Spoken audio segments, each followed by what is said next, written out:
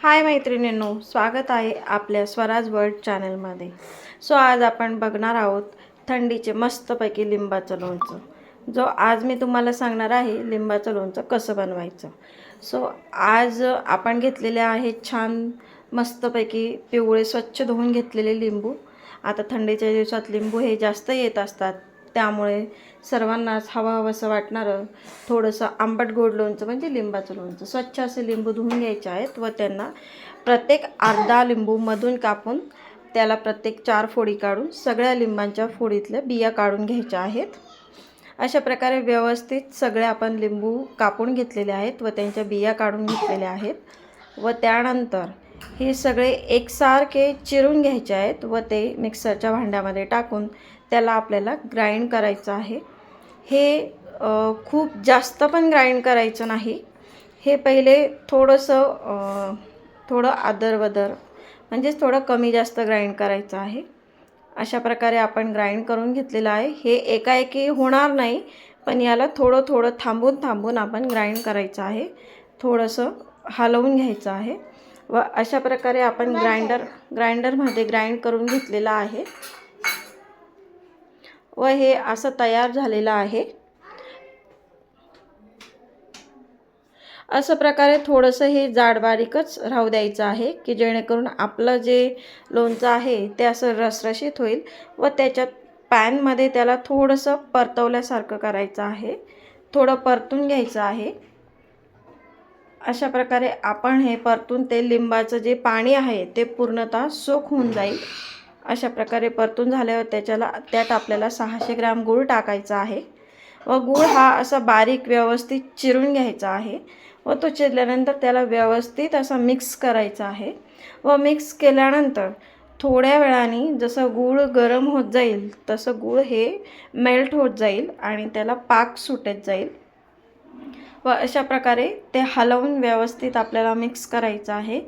Just लिंबू आणि गूळ आपण मिक्स करून घेतलेला आहे, तुम्ही बघू शकता। व अशा प्रकारे जसं गूळ मेल्ट होत जाईल तसं ते एकसंध होत जाईल व व्यवस्थित त्याला उकळी फुटत जाईल। अशा प्रकारे त्याला उकळी फुटून व्यवस्थितरित्या आपण मिक्स करून घ्यायचं आहे आणि जसं लिंबू आणि गूळ हे व्यवस्थित असं एकमेकांमध्ये मिक्स होईल, एकजीव होईस्तोवर त्याला हलवायचं आहे व जसं गूळ हे पाक सोडत जाईल, जसं पाणी सोडत जाईल तसं हे अगदी रसरशीत होत जाईल। आपोआपच ते त्याला म्हणजे लिंबूचं पाणी आणि गुळाचं पाणी मिक्सअप होईल। त्यानंतर त्यात टाकायचं आहे 1 टेबलस्पून चटणी, त्यानंतर जिरा पावडर, त्यानंतर काळं मीठ आणि आपलं साधं मीठ, ते तुम्ही टाटाचं किंवा अदरवाईज दुसरं कोणतंही वापरू शकता व अशा प्रकारे त्याला हलवून घ्यायचं आहे। जसं ते एकजीव होत जाईल तसं त्याचा कलर हा बदलत जाईल आणि लाल रसरशीत कलर त्याचा येत जाईल।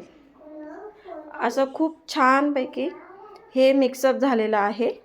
सो आपण बघू शकता याला व्यवस्थित असं शिजवून घ्यायचं आहे।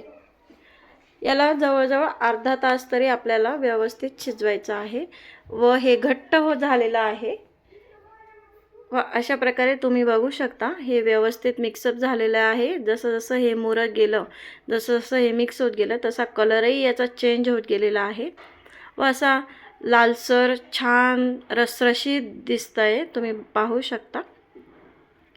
व अशा प्रकारे हे सगळं तयार झाल्यानंतर आपण त्याला व्यवस्थित हलवायचं आहे।